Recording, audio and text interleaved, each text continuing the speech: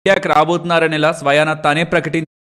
Big question. And Russia president Putin గారు చేసిన చాలా ఇంపార్టెంట్ స్టేట్మెంట్స్ నేను ఒక్కొక్కటిగా మీకు ఎక్స్ప్లెయిన్ చేయాలి. First day Russia president Putin గారు ఈ ఎర్లీ డిసెంబర్ లో ఇండియాకి రాబోతున్నారని ఇలా స్వయానా తానే ప్రకటించారు. ఒకసారి అది కూడా వినండి. If India stops buying our energy, damage will be inflicted upon them, like to $9 to $10 billion if they decline to buy energy from us. If not, high duties will be imposed on them, and once again, damage will be there. Well, the same amount of damage, and why then decline to buy Russian energy to...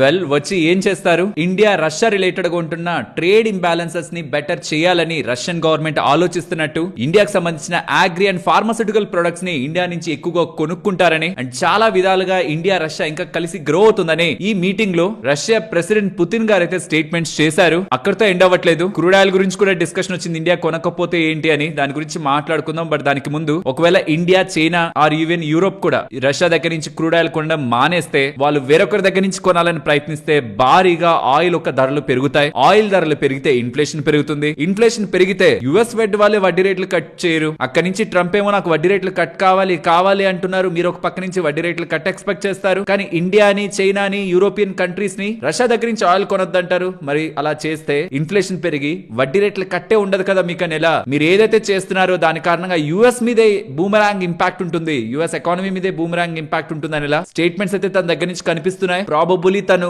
early December అన్నారు కాబట్టి most of the platforms ఏమంటున్నాయంటే 5th or 6th December ఇండియాకి తను వస్తున్నారని ఇలా data కనిపిస్తుంది. And India Russia దగ్గర నుంచి ఆయిల్ కొనడం మానేస్తే ఇద్దరు రిలేషన్స్ ఎలా ఉంటాయని అడిగిన క్వశ్చన్ కి, ఇండియా ఒక రిలేషన్ ఇప్పుడెప్పుడో స్టార్ట్ అయింది కాదు. రష్యా ఇండియా మధ్యలో ఈ ట్రేడ్ డీల్స్ అని లాస్ట్ 15 years నుంచి స్టార్ట్ అయ్యుండొచ్చు. బట్ సోవియట్ ఎరా నుంచి union of Soviet socialist republics 15 countries కలిసి ఇప్పుడు యుక్రెయిన్ రష్యా గొడవ పడుతున్నాయా? అవి చాలా దేశాలన్నీ కలిపి ఒక పెద్ద భూభాగంగా యుఎస్ఎస్ఆర్ గా ఉంది కదా 1920 ఆ పాయింట్ నుంచి ఆల్మోస్ట్ 1922 అనుకుంటాను. 1991 లో ఎండ్ అయినట్టుంది. బట్ ఈ సోవియట్ ఎరా నుంచి కూడా స్పెషల్ ఇండియా పాకిస్తాన్ విడిపోతున్న పాయింట్ లో కూడా 1947 లో కూడా రష్యాకి అప్పుడుంటున్న సోవియట్ రీజియన్ కి ఇండియాకి స్ట్రాంగ్ రిలేషన్స్ ఉన్నాయని, మేము ఎలా ఇండియాకి సహాయపడ్డాం అనేది ఇండియాకి తెలుసని, ఇండియన్ ప్రజలు కూడా మమ్మల్ని నమ్ముతారని, మేము కూడా ఇండియాని అలానే చూస్తామని. ఒకవేళ ఇండియా రష్యా దగ్గర నుంచి ఆయిల్ కొనడం మానేసినా ఇండియాకి అది లాసే. $9 to $10 billion దగ్గరగా ఇండియా నష్టపోతుందని. ఒకవేళ కొంటే ట్రంప్ టారిఫ్లు వేస్తున్నారు, దాని కారణంగానే ఇండియా నష్టపోతుంది. బట్ ఆ రెండు సమానంగా ఉన్న